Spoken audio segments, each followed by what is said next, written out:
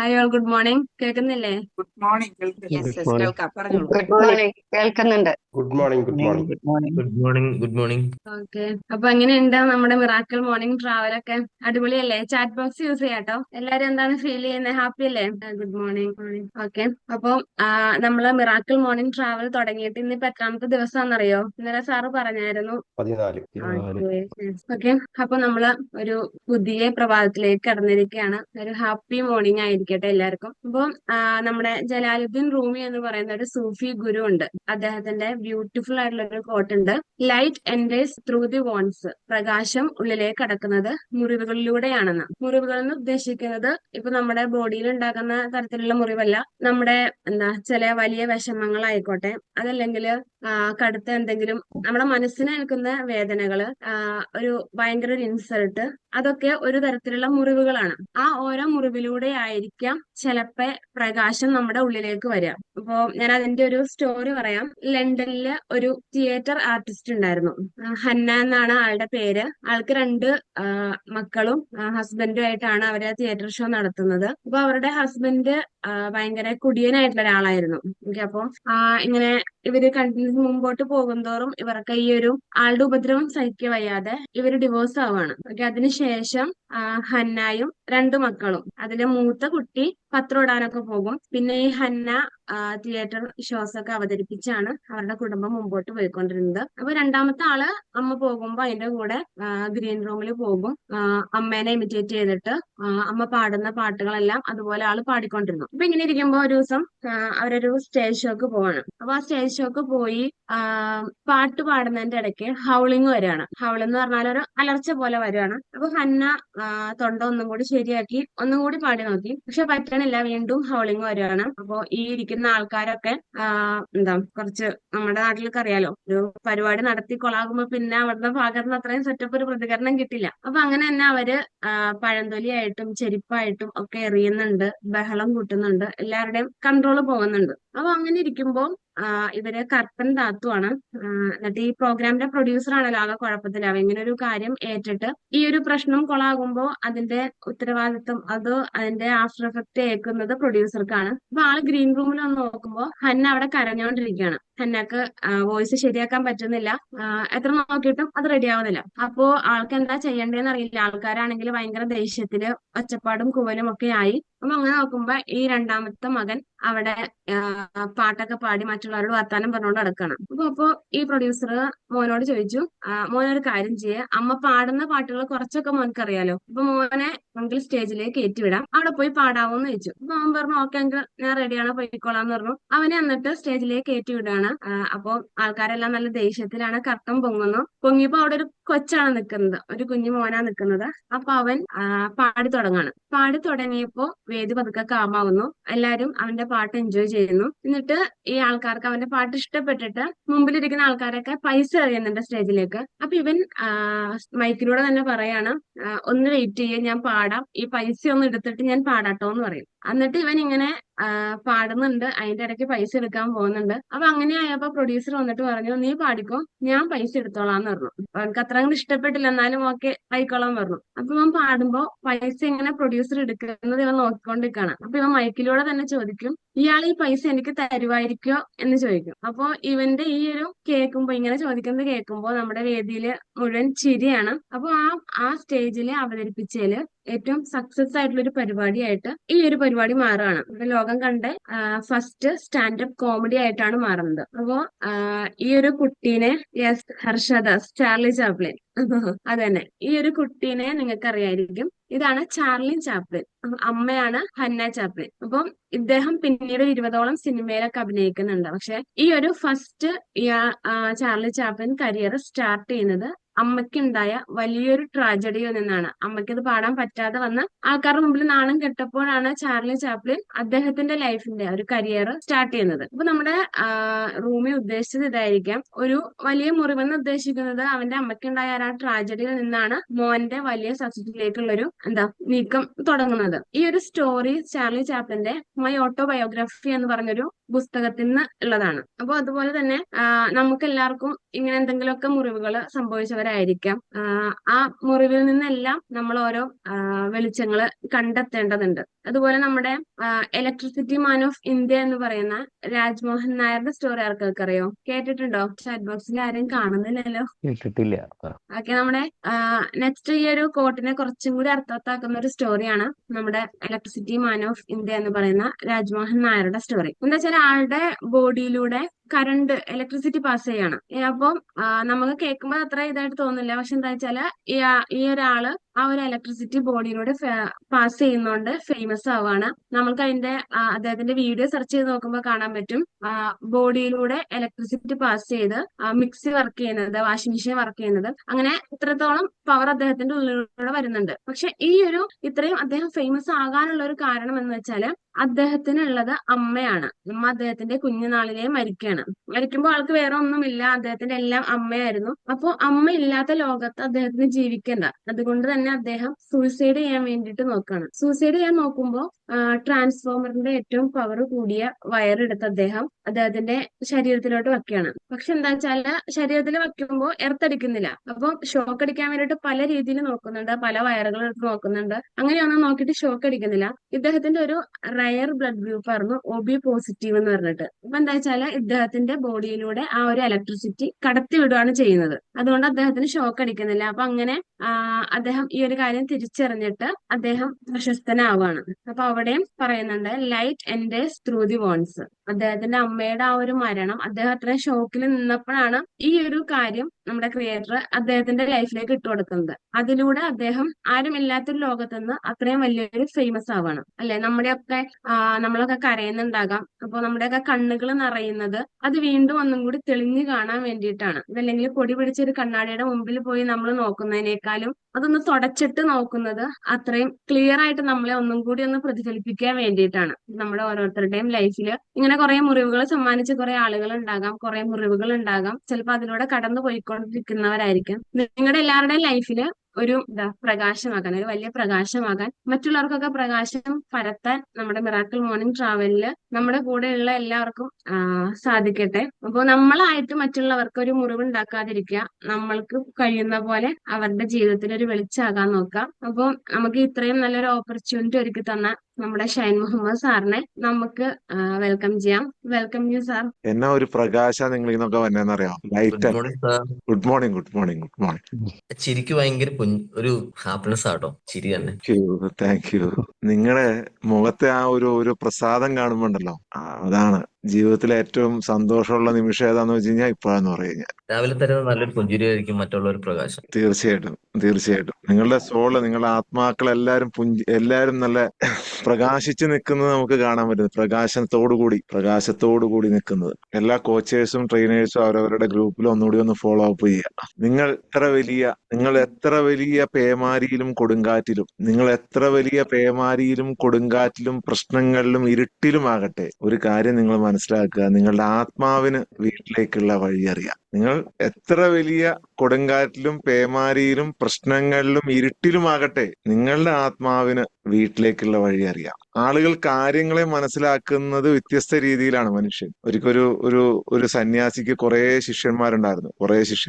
സന്യാസിക്ക് രാമു എന്ന് പറയുന്ന ശിഷ്യനെ ഭയങ്കര ഇഷ്ടമായിരുന്നു. ഭയങ്കര ഇഷ്ടം എന്ന് പറഞ്ഞാൽ ഭയങ്കര ഇഷ്ടം. അപ്പൊ ഇത് മറ്റ് ശിഷ്യന്മാരുടെ ഇടയിൽ ഭയങ്കര ചർച്ചാ വിഷയമായി. എന്താണ് ഈ ഒരു ആളുടെ മാത്രം ഈ ഗുരു ഇങ്ങനെ, അങ്ങനെ ഒരു അസ്വസ്ഥതയായി. പലരും സംസാരിക്കാൻ തുടങ്ങി. പല ശിഷ്യന്മാരും ഇതിനെക്കുറിച്ച് ചോദിക്കാൻ തുടങ്ങി, എന്താണ് ഒരാളോട് മാത്രം ഗുരുവിന് ഇത്ര സ്നേഹം? ഇങ്ങനെ പറഞ്ഞ് ചുറ്റും പറഞ്ഞ് ലാസ്റ്റ് ഇത് ഗുരുനാഥന്റെ അടുത്ത് എത്തി. അപ്പൊ ഗുരുനാഥൻ എല്ലാരെയും വിളിച്ചിട്ട് പറഞ്ഞു, നിങ്ങൾ മനസ്സിലാക്കും പോലെ അല്ല അയാള് കാര്യങ്ങൾ മനസ്സിലാക്കണം. അതെന്നാ ഗുരുവെ, ഞങ്ങള് ഗുരുവിന്റെ അടുത്ത് നല്ല അറിവ് നേടുന്നത്, ഞങ്ങളെല്ലാരും ഒരുപോലെയല്ലേ ഇതെല്ലാം പഠിക്കുന്നത്? അവനേക്കാൾ നന്നായിട്ട് കാണാപ്പാഠം പഠിക്കുന്ന, അവനേക്കാൾ നന്നായിട്ട് എന്ത് ഗുരു ചോദിച്ചാലും ഉത്തരം പറയുന്ന എത്രയോ ആളുകളുണ്ട്. ഗുരു പഠിപ്പിച്ചതെല്ലാം, ആദ്യം തൊട്ട് പഠിപ്പിച്ചത് അവസാനം വരെ എന്തെല്ലാം ചോദിച്ചാലും അതിനെല്ലാം വ്യക്തമായി മറുപടി പറയുന്ന എത്ര ശിഷ്യന്മാരുണ്ട് ഇവിടെ. എന്നിട്ട് എന്തുകൊണ്ടാണ് ഗുരുവെ അങ്ങക്ക് രാമുവിനെ മാത്രം ഇഷ്ടം? ഉടനെ ഗുരുനാഥൻ എല്ലാ ശിഷ്യന്മാരുടെ കയ്യിലും ഒരു കോഴീനെ കൊടുത്തു. ഒരു കോഴീനെ എല്ലാ ശിഷ്യന്മാരുടെ കയ്യിലും കൊടുത്തു. എന്നിട്ട് പറഞ്ഞു, നിങ്ങൾ ഈ കോഴീനെ കൊണ്ടുപോയിട്ട് ആരും കാണാത്ത ഒരു സ്ഥലത്ത് കൊണ്ടുപോയി കൊന്ന് തിരിച്ചു കൊണ്ടുവരാൻ പറഞ്ഞു. ആരും കാണാത്ത ഒരു സ്ഥലത്ത് കൊണ്ടുപോയി കൊന്ന് തിരിച്ചുകൊണ്ട് വരാൻ പറഞ്ഞു. എല്ലാ ശിഷ്യന്മാരും വേഗം വിട്ടു. ചിലര് ബാത്റൂമിന്റെ ഉള്ളിൽ പോയി, ചിലര് റൂമിന്റെ ഉള്ളിൽ പോയി കതകടച്ച് ലൈറ്റ് എല്ലാം ഓഫ് ചെയ്തു. എന്നിട്ട് ആരും കാണാത്ത ചിലര് ചില ഗുഹയുടെ അകത്ത് പോയി, ആരും കാണാത്ത സ്ഥലത്ത് പോയി എല്ലാരും കൊന്ന് എല്ലാരും തിരിച്ചു വന്നു. എല്ലാരും തിരിച്ചു വന്നു കഴിഞ്ഞപ്പം ഈ രാമു മാത്രം കോഴിനെ കൊന്നിട്ടില്ല. ഗുരു ചോദിച്ചു, ഇതന്നെ ഞാൻ എല്ലാവരോടും കൊന്നുകൊണ്ടുവരാനല്ലേ പറഞ്ഞത്, നീ എന്തുകൊണ്ട് കൊണ്ടുവന്നില്ല? നീ ഇപ്പൊ അനുസരണ ഇല്ലാത്തവനായി മാറിയോ? നിന്നെ അല്ലായിരുന്നു എനിക്ക് ഏറ്റവും ഇഷ്ടം. അവിടെയാണ് രാമുവിന്റെ യുണീക്നെസ് മനസ്സിലാകുന്നത്. രാമു പറഞ്ഞു, ഞാൻ ഈ ലോകം മുഴുവൻ ചുറ്റിയാലും ആരും കാണാത്തൊരിടം ഉണ്ടാകില്ല. എന്നെ ആ പരമാത്മാവ്, പരബ്രഹ്മം, ഈശ്വരൻ, ദൈവം, സൃഷ്ടാവ്, അള്ളാഹു എപ്പോഴും നിരീക്ഷിച്ചുകൊണ്ടിരിക്കുന്നുണ്ടല്ലോ, ഞാൻ എവിടെ പോയി ഇതിനെ കൊല്ലും? ഇവിടെയാണ് വ്യത്യസ്തമായ ആളുകൾ കാര്യങ്ങൾ മനസ്സിലാക്കുന്നതിന്റെ രഹസ്യം. വ്യത്യസ്തമായ കാര്യങ്ങളെ മനസ്സിലാക്കും. ഈ വ്യത്യസ്തതയാണ് നിങ്ങൾ ഇവിടെ നിന്ന് പഠിക്കണത്. എന്താണ് ഈ മിറാക്കിൾ മോർണിംഗ് ട്രാവലിൽ നിങ്ങൾ പലരും വന്നിരിക്കുന്നതെന്ന് പറഞ്ഞു കഴിഞ്ഞാൽ ഈ വ്യത്യസ്തമായ ഒരറിവാണ് നിങ്ങൾ ഇവിടെ നിന്ന് നേടുന്നതെന്ന് പറയാം. അറിവ് എന്നതിലുപരി ഞാൻ എപ്പോഴും പറയാറുണ്ട്, ഈ ഒരു കഥ പറച്ചിലും ഇതൊന്നും ഇല്ലാതെ തന്നെ മുൻകാലങ്ങളിൽ പലരും പണ്ട് ആദ്യകാലങ്ങളിലൊക്കെ ഈ അറിവും ഈ കഴിവും, നിങ്ങളിപ്പോ നേടുന്ന ഒരു കഴിവുണ്ട്, ഈ കഴിവ് നേടിയവരൊക്കെ പിന്നീട് പലരും അവരെ ദൈവങ്ങളാക്കി ചിത്രീകരിച്ചു. അങ്ങനെ എടുക്കുമ്പോ കോടാനുകോടി ആളുകളുണ്ട് ദൈവമായി മാറിയത് പിന്നീട്. പക്ഷെ അവരൊക്കെ മനുഷ്യരോട് പറഞ്ഞിരുന്നു, ഇത് നിങ്ങൾക്കും സാധിക്കുന്നതാണ്, നിങ്ങൾക്ക് എങ്ങനെ സാധിക്കാം, നിങ്ങൾക്കൊരു സമാധാനം തരുവല്ല ഇവിടെ ചെയ്യുന്നത്. ആ സമാധാനത്തോടൊപ്പം നിങ്ങൾ സ്വയം പ്രകാശിക്കുകയാണ്, നിങ്ങൾ സ്വയം അവേക്കൻ ചെയ്യുകയാണ്. അതാണ് നമ്മൾ പറയുന്നത്, ഇതൊരു മൈൻഡ് പവറിന്റെ ലാസ്റ്റ് വേർഡ് അല്ലെങ്കിൽ ലാസ്റ്റ് സ്റ്റോപ്പ്, മനഃശക്തിയുടെ അവസാന ഇടം, വേണമെങ്കിൽ ഇതിനെ ആദ്യ ഇടം എന്നും വിശദീകരിക്കാം. നിങ്ങൾ തന്നെ ഒരു പ്രകാശമായി മാറുകയാണ് ഇവിടെ. നിങ്ങൾ തന്നെ ഒരു പ്രകാശമായി മാറുകയാണ് ഈ 41 ദിവസത്തെ യാത്രയിലൂടെ. വൈകി വന്നവരൊന്നും വിഷമിക്കേണ്ട, നമ്മള് കുറച്ചും കൂടെ എക്സ്റ്റെൻഡ് ചെയ്യാൻ തീരുമാനിച്ചിട്ടുണ്ട്. 41 ഇപ്പൊ ചിലരൊക്കെ ഉണ്ടാവും, ഞാൻ കുറച്ചു ദിവസം വൈകിപ്പോയല്ലോ എന്ന് ചിന്തിക്കുന്ന ആൾക്കാരൊക്കെ ഉണ്ടാവും. ഈ നോർമലി നിങ്ങൾക്കുള്ള ഈ പ്രശ്നങ്ങൾ, അതായത് നിങ്ങൾ അനുഭവിക്കുന്ന മാനസികപരമായതും ശാരീരികപരമായതും സാമ്പത്തികപരമായ ബുദ്ധിമുട്ടുകളിൽ ഒട്ടുമുക്കാൽ ഭാഗവും ഈ 41 ദിവസത്തെ യാത്രയിലൂടെ നിങ്ങൾക്ക് മാറ്റാൻ കഴിയും. ഞാനല്ല മാറ്റുന്നത്, നിങ്ങൾ തന്നെ മാറ്റുന്നുണ്ട്. നിങ്ങളാണ് മാറ്റുന്നത്. അതിനുള്ള പവറാണ് നിങ്ങൾക്ക് കിട്ടുന്നത്, ശക്തി. ആ ശക്തി ഇന്ന് ആദില പറഞ്ഞ പോലെ നിങ്ങളെ മുറിവുകളിലൂടെയാണ് നിങ്ങൾക്ക് ലഭിക്കുന്നത്. ആ മുറിവുകളാണ് നിങ്ങളിവിടെ കൊണ്ടുവന്ന് ഇരുത്തിയിട്ടുള്ളത്. എന്താണ് എന്നറിയുവാനുള്ള ആകാംക്ഷ ചിലർക്ക്, എന്താണ് ഞാൻ എന്നറിയാൻ ഇത്രയും വർഷം അന്വേഷിച്ച് നടന്നത് എന്താണ് എന്ന് അറിയുവാനുള്ള ആകാംക്ഷ കുറെ ആളുകൾക്ക്. അതും ഒരു മുറിവാണ്. ഭൂമിയിൽ ജനിച്ചിട്ട് ഒരുപാട് വർഷമായി, ഇപ്പോഴും ആ കറക്റ്റ് ഇതിലേട്ട് അങ്ങ് എത്തിയിട്ടില്ല. എപ്പോഴും മരണത്തെ ഭയമാണ്, മരണത്തെ. നമ്മളിവിടെ വന്ന ഒരു ടൈം, ഒരു കടമ നമ്മൾ ആക്കി കഴിഞ്ഞു കഴിഞ്ഞാൽ നമുക്ക് പിന്നെ സ്വാതന്ത്ര്യമാണ് ലഭിക്കുന്നത്. സ്വാതന്ത്ര്യം ഒന്ന് ആലോചിച്ച് നോക്കി, എവിടെയും ഏത് സമയത്തും എത്താൻ കഴിയുന്ന സ്വാതന്ത്ര്യം. വാവ്, എന്നാ സൂപ്പറായിരിക്കും. പക്ഷെ അവിടെയാണ് നിങ്ങൾ ഈ മോഷം കിട്ടി മരിച്ചു പോവുക. മോഷം കിട്ടുക എന്ന് പറഞ്ഞു കഴിഞ്ഞാൽ എന്താണ് നിങ്ങൾ എന്ന് യഥാർത്ഥത്തിൽ മനസ്സിലാക്കി പോവുക എന്നുള്ളതാണ്. എന്താണ് നിങ്ങൾ എന്ന് യഥാർത്ഥത്തിൽ മനസ്സിലാക്കി പോവുക എന്നുള്ളതാണ്. അവിടെയാണ് മിറാക്കിൾ സംഭവിക്കുന്നത്. എന്താണ് നിങ്ങൾ എന്ന് മനസ്സിലാക്കി കഴിഞ്ഞാൽ പിന്നെ ഒന്നും പ്രശ്നമല്ല. എന്താണ് നിങ്ങൾ എന്ന് അറിയുവാൻ വേണ്ടിയിട്ട് നിങ്ങൾ വന്നത്, നിങ്ങൾ എത്തിച്ചേർന്നത് നിങ്ങളുടെ ചില മുറിവുകളിലൂടെയാണ്, ചില വേദനകളിലൂടെയാണ്, ചില ചിന്തകളിലൂടെയാണ്, ചില വിഷമങ്ങളിലൂടെയാണ്, ചില സങ്കടങ്ങളിലൂടെയാണ്. അവിടെയാണ് ഇന്ന് നമ്മൾ ചർച്ച ചെയ്യുന്നത്, എന്താണ് ഇരുട്ടിന്റെ രഹസ്യം, എന്താണ് ഇരുട്ടിന്റെയും പ്രകാശത്തിന്റെയും രഹസ്യം. നൂറ്റാണ്ടുകളായി മനുഷ്യൻ അന്വേഷിച്ചുകൊണ്ടിരിക്കുന്ന സീക്രട്ടാണിത്. എന്താണ് വെളിച്ചം, എന്താണ് ഇരുട്ട്, ഇരുട്ടിന്റെ നിഗൂഢത എന്താണ്? പലപ്പോഴും പലരും പറയും ഇരുട്ടെന്ന് പറഞ്ഞ ശൂന്യതയാണ്, ഇരുട്ടെന്ന് പറഞ്ഞാൽ ഭയപ്പെടുത്തുന്നതാണ്, ഇരുട്ടെന്ന് പറഞ്ഞാൽ ചില അത്ഭുത ശക്തികൾ ഇറങ്ങുന്ന സമയമാണ്. എന്തെല്ലാം കഥകളാണെന്നറിയാവോ, എന്തെല്ലാം നിഗൂഢതകളാണെന്നറിയാവോ, ഒരുപാട് നിഗൂഢതകൾ. ഇരുട്ട് എന്നാൽ ശാപമാണ്, അല്ലെങ്കിൽ ഒരു എംപ്റ്റിനെസ് ആണ്, ശൂന്യതയാണ്. അതിനുപരി മറ്റെന്തെങ്കിലും ആണോ എന്നൊക്കെ കാലങ്ങൾക്ക് മുമ്പ് തൊട്ടേ ചർച്ച ചെയ്യുന്നുണ്ട്. നൂറ്റാണ്ടുകളായി മനുഷ്യനെ ആശയക്കുഴപ്പത്തിലാക്കുന്നതാണ്. വളരെ സിമ്പിൾ ആണിത്, വളരെ സിമ്പിൾ. സത്യത്തിൽ നമ്മൾ ജീവിക്കുന്നത് വിപരീതങ്ങളുടെ ഒരു ലോകത്താണ്.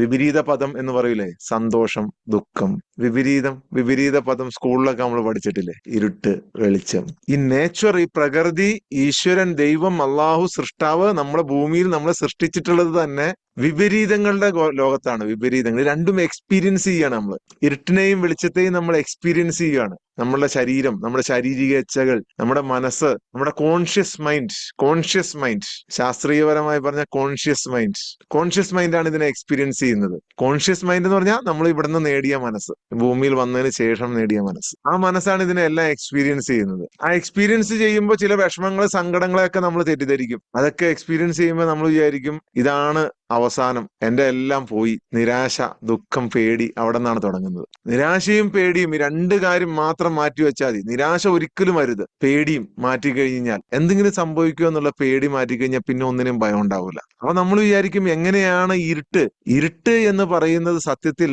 മുൻഗാമികളായ വിശുദ്ധന്മാരും സന്യാസി വര്യന്മാരും ഔലിയാക്കളും ഒക്കെ പറയുന്നത്, ഇരുട്ട് എന്ന് പറയുന്നത് ഒരിക്കലും വെളിച്ചത്തിന്റെ അഭാവമല്ല, മറിച്ച് വെളിച്ചം ജനിക്കുന്ന സ്ഥലമാണ് എന്നാണ് പറഞ്ഞത്. വെളിച്ചം ജനിക്കുന്ന സ്ഥലം.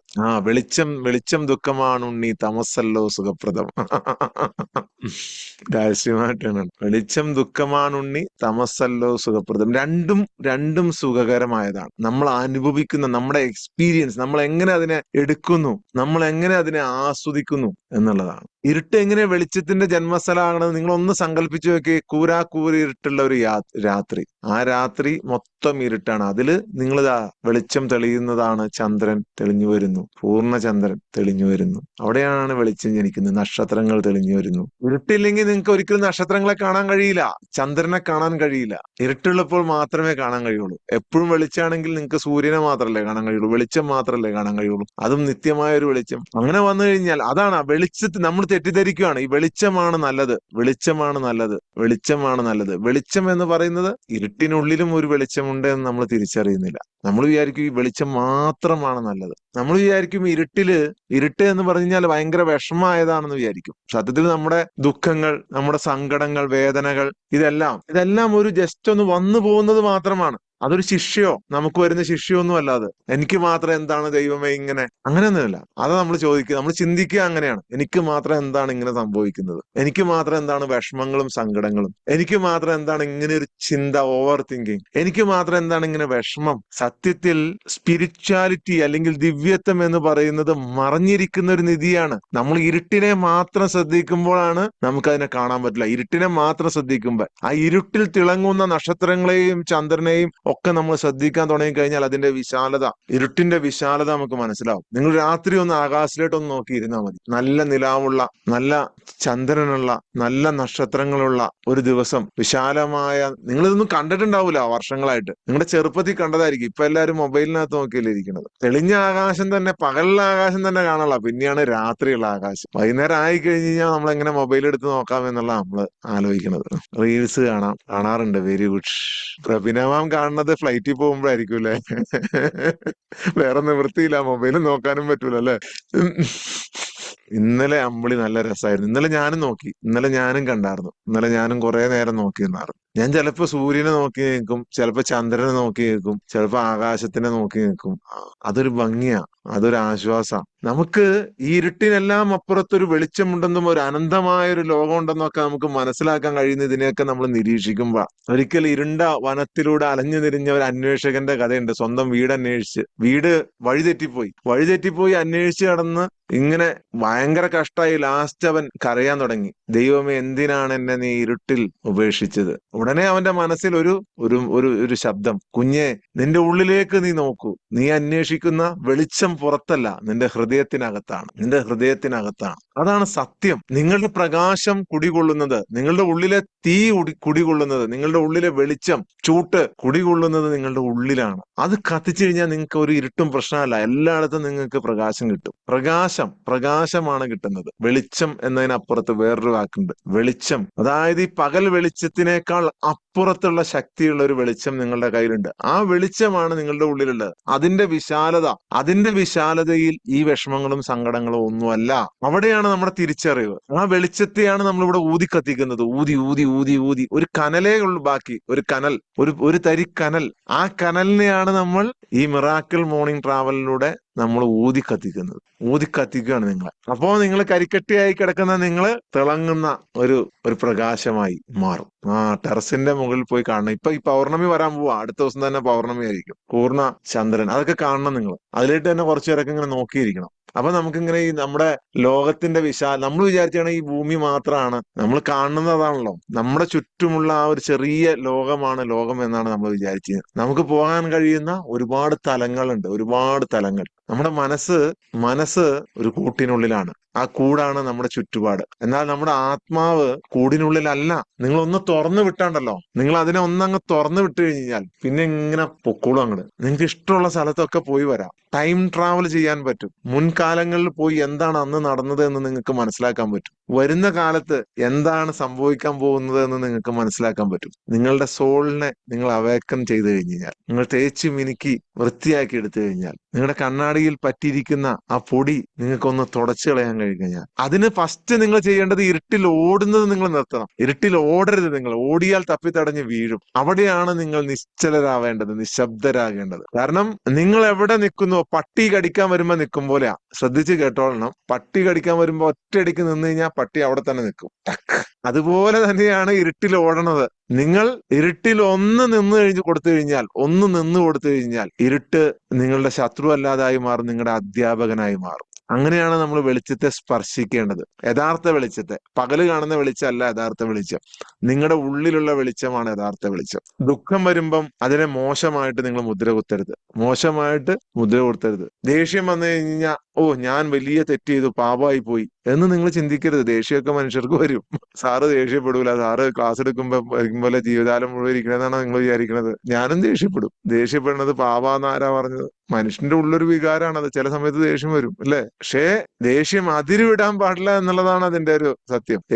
യെസ് ലിജോസ. നമ്മൾ വിചാരിക്കേണ്ടത് ഈ പറയുന്ന ദുഃഖവും സങ്കടവും വിഷമവും ദേഷ്യവും കോപവും ഇതൊന്നും പാപോ അല്ലെങ്കിൽ ഭൂതങ്ങളോ ഒന്നുമല്ല. നിങ്ങളെ ഒന്ന് ഉണർത്താൻ, നിങ്ങളുടെ ആത്മാവിനെ തൊട്ടുണർത്താൻ വന്നിരിക്കുന്ന സന്ദേശവാഹകരാണ്. ഊൺസ് ആദിലെന്ന് പറഞ്ഞില്ലേ, ഊൺസ്.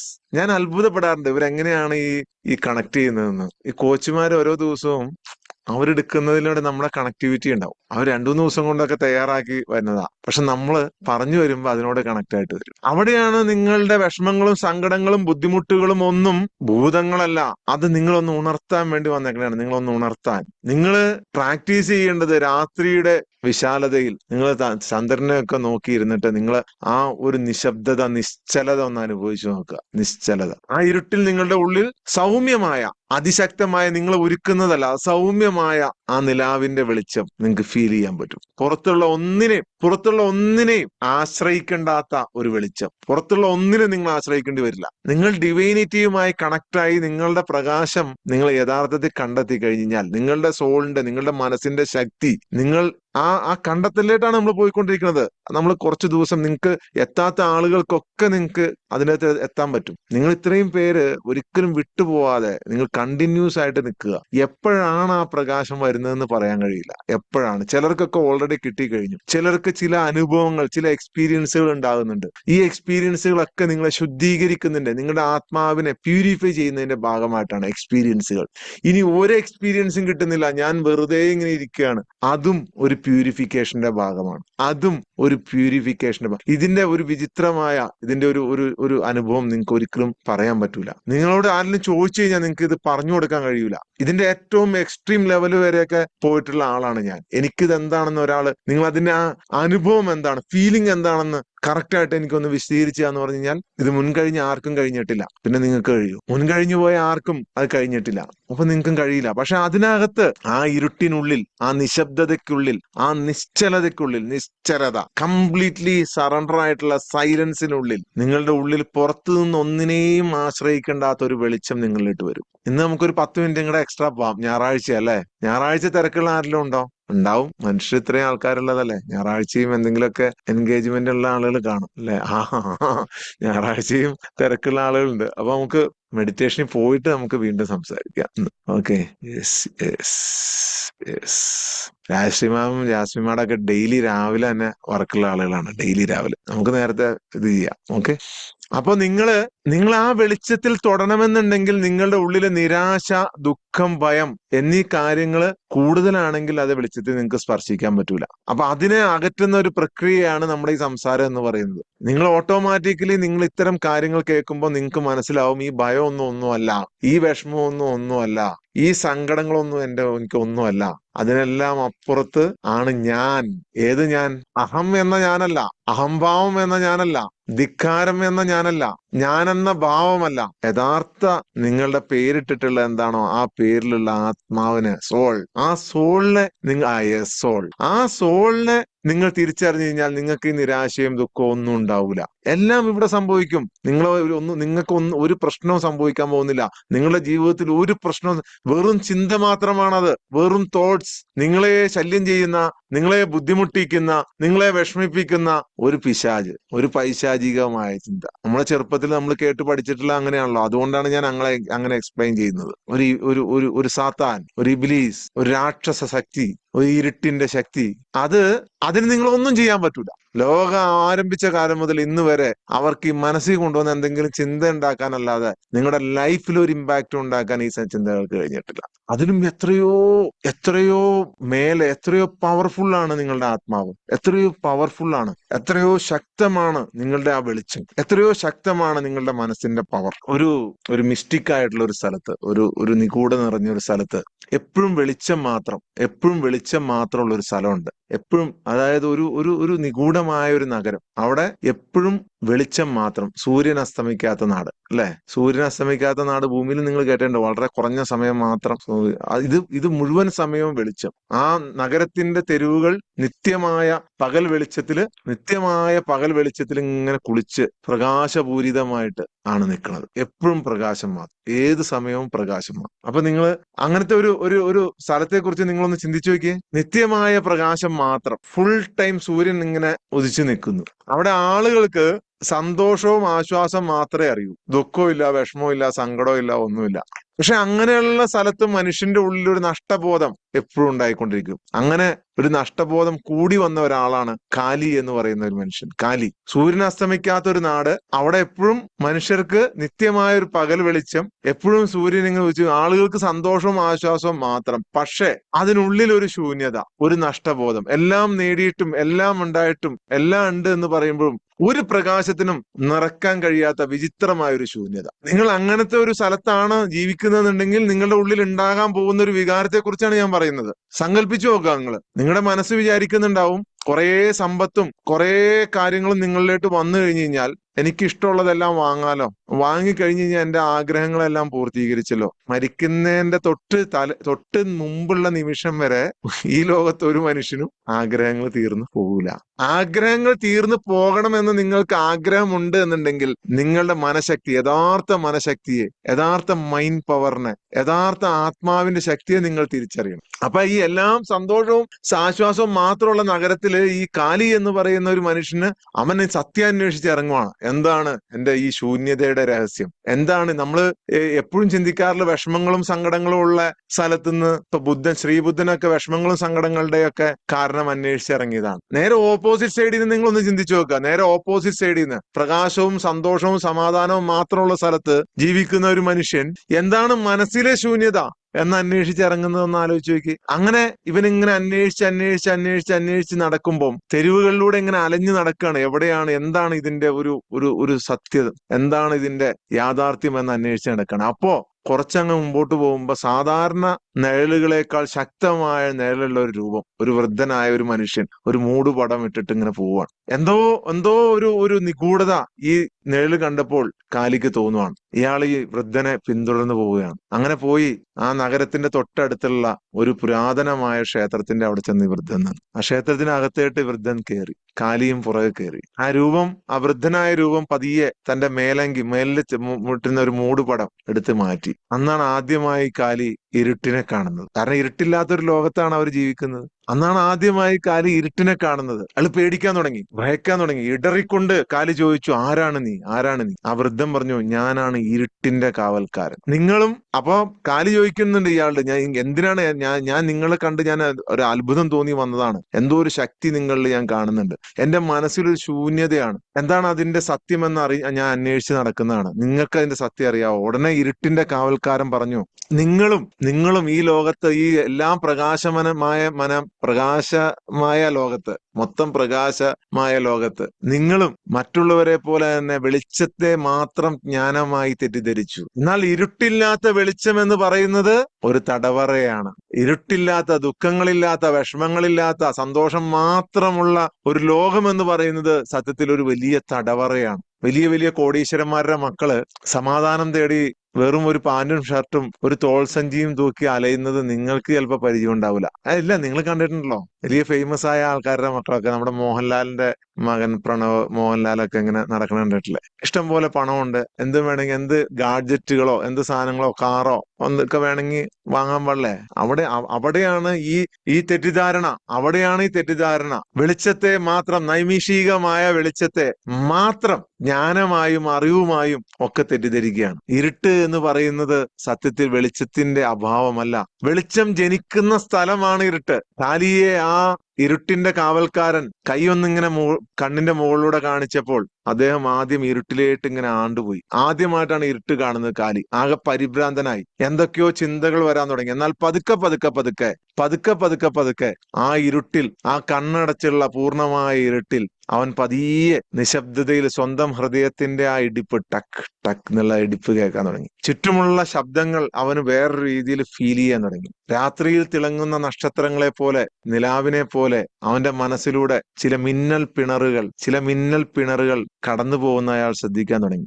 പിന്നെ പതിയെ അയാൾ ആ നിശ്ചലമായ ഇരുട്ടിനുള്ളിൽ ഒരു പ്രകാശത്തിന്റെ ഒരു ചെറിയ തീപ്പൊരി കണ്ടു. തീപ്പൊരി തന്റെ നഗരത്തിലെ നിത്യമായ വെളിച്ചത്തിനേക്കാൾ, തന്റെ നഗരത്തിലെ നിത്യമായ സൂര്യപ്രകാശം ഈ ചെറുതരി പ്രകാശത്തിന് മുന്നിൽ വിളറിയ വെളിച്ചമായിട്ട് അയാൾക്ക് ഫീൽ ചെയ്യാൻ തുടങ്ങി. അത്രയ്ക്ക് ശുദ്ധമായ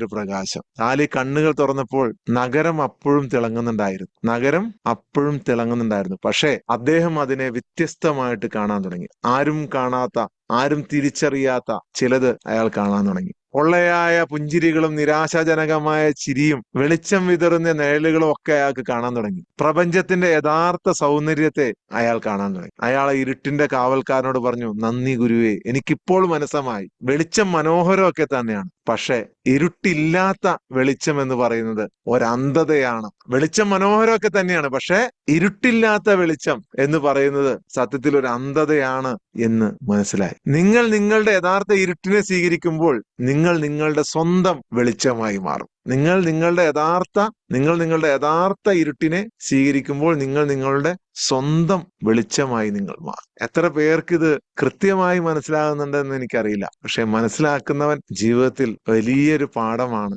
ഉൾക്കൊള്ളുന്നത്. വലിയൊരു പാഠം. വളരെ സിമ്പിളായി ചിലപ്പോൾ നമുക്കിത് ചില കാര്യങ്ങൾ മനസ്സിലാക്കാൻ പറ്റില്ല. തുടർച്ചയായി നിങ്ങൾ തുടരുക. അപ്പോൾ നിങ്ങളുടെ ആത്മാവും മനസ്സും ഒരുപോലെ ഇത് മനസ്സിലാക്കാൻ തുടങ്ങും. അവിടെയാണ് നിങ്ങളുടെ ജീവിതത്തിന്റെ മാറ്റം വരുന്നത്. നമ്മൾ ഈ പറഞ്ഞ കഥയിലെ നിത്യപ്രകാശമുള്ള നഗരം എന്ന് പറയുന്നത് ഉപരിപ്ലവമായ അല്ലെങ്കിൽ നൈമിഷികമായ സന്തോഷം, അല്ലെങ്കിൽ കുറച്ച് എന്തെങ്കിലും സാധനങ്ങൾ നേടുന്നത്, പണം, സമ്പത്ത്, ഇതിനെയൊക്കെ പ്രതിനിധീകരിക്കുകയാണ്. ഇവിടെ ആളുകൾ ഇരുട്ട് എന്ന് വിചാരിക്കുന്നത്, എപ്പോഴും ഇരുട്ട് വന്നാൽ പ്രശ്നമാവുമെന്ന് വിചാരിക്കുന്നത്, അല്ലെങ്കിൽ ഇരുട്ടിനെ ഒഴിവാക്കുന്നത് വേദന, അസ്വസ്ഥത, ബുദ്ധിമുട്ട്, സങ്കടം, കഷ്ടപ്പാട്, ഇതൊക്കെയാണ്. ഇരുട്ടിന്റെ കാവൽക്കാരൻ എന്ന് പറയുന്നത് നിങ്ങളുടെ ആത്മജ്ഞാനത്തിന്റെ പ്രതീകമാണ്. ഇരുട്ട് എപ്പോഴും നമ്മൾ സംശയത്തോടുകൂടിയും വേദനയും കഷ്ടപ്പാടും ഒക്കെ ആണെന്ന് വിചാരിച്ചാണ് നമ്മൾ വിചാരിച്ചിരിക്കുന്നത്.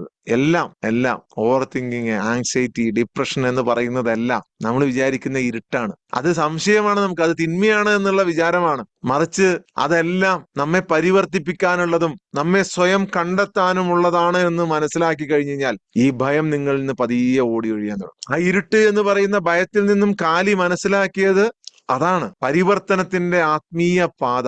ഒരാളുടെ ഭയങ്ങൾ പരിഹരിക്കപ്പെടാത്ത ഈ ഓവർ തിങ്കിങ്, ആങ്സൈറ്റി പോലെയുള്ള വികാരങ്ങൾ അതെല്ലാം സ്വയം അവബോധത്തിന്റെ യഥാർത്ഥ വെളിച്ചം കണ്ടെത്താനുള്ള ഒരു മാർഗമാണ് എന്ന് നിങ്ങൾ തിരിച്ചറിഞ്ഞ് ആ മാർഗത്തിലേക്ക് നിങ്ങൾ പോയി കഴിഞ്ഞാൽ അത് മാത്രമേ ഇത് മാറ്റാനുള്ള മാർഗമുള്ളൂ. അത് മാത്രമേ ഇത് മാറ്റാനുള്ള മാർഗമുള്ളൂ. വേറെ ഒന്നുമില്ല. നിങ്ങൾ എന്തെല്ലാം പരീക്ഷിച്ചു നോക്കിയോ, എത്ര ഓൺലൈൻ കോഴ്സുകൾക്ക് നിങ്ങൾ പോയി നോക്കിക്കോ, എവിടെയെല്ലാം നിങ്ങൾ പോയി നോക്കിക്കോ, എവിടെയെല്ലാം നിങ്ങൾ പോയി നോക്കിക്കോ, എത്ര കോഴ്സുകൾ നിങ്ങൾ പഠിച്ചു നോക്കിക്കോ, എത്ര മോട്ടിവേഷൻ നിങ്ങൾ കേട്ട് നോക്കിക്കോ. നിങ്ങൾ ലോ ഓഫ് അട്രാക്ഷനും NLPയും EFTയും ഇൻയാങ് എനർജിയും ലോകത്തുള്ള സകല ഹീലിങ്ങുകളും തെറാപ്പികളും ഒക്കെ നിങ്ങൾ പരീക്ഷിച്ചു നോക്കിക്കോ. ശാശ്വതമായ സമാധാനം എന്ന് പറഞ്ഞ് നിങ്ങൾക്ക് വേണമെന്നുണ്ടെങ്കിൽ നിങ്ങൾ ഈ ഒരു മാർഗം, ഇതെന്താണ് നിങ്ങളുടെ സോൾ, നിങ്ങളുടെ മനസ്സിന്റെ യഥാർത്ഥ ശക്തി എന്താണ്, നിങ്ങളുടെ പവർ എന്താണ്? ഇരുട്ട് എന്ന് പറയുന്നത് ബുദ്ധിമുട്ട്, കഷ്ടപ്പാട്, വിഷമങ്ങൾ, സങ്കടങ്ങൾ, ഓവർ തിങ്കിങ്, ആങ്സൈറ്റി, ഡിപ്രഷൻ എന്ന് പറയുന്നത് ഒരിക്കലും നിങ്ങളുടെ ശത്രുവല്ല.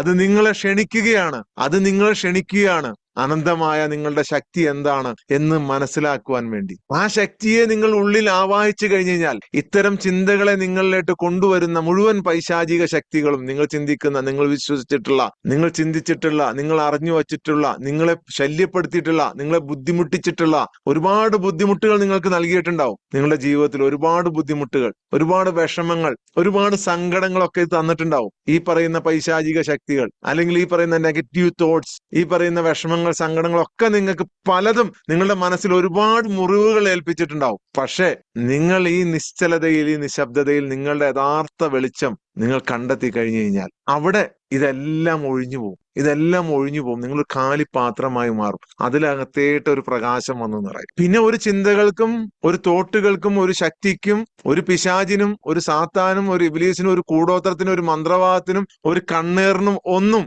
നിങ്ങളെ ശല്യപ്പെടുത്താൻ കഴിയില്ല. ഒന്നിനും നിങ്ങളെ ശല്യപ്പെടുത്താൻ കഴിയില്ല. ഓക്കെ, അപ്പൊ ഇന്നത്തെ പ്രോസസ്സിലേക്ക് കിടക്കാം. ദീപക് സാർ ഓർമ്മിപ്പിച്ചില്ലാതെ ഞാൻ ഇനി ഒരു അരമണിക്കൂർ പോയാൽ ഞാനത് ഇങ്ങനെ വിട്ടുപോയി.